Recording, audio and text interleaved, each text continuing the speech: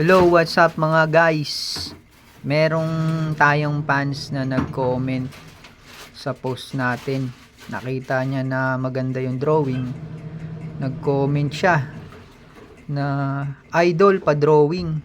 Nakakatuwa naman kasi maraming nakaka-appreciate ng drawing natin na maganda, no. So, yun, tara, drawing natin si Ate Jenny Lynn.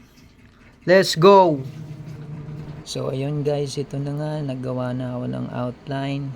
Kinulayan ko na yung buhok. Grabe, sakit sa ulo. Talagang binuhos ko yung buong lakas ng isip ko.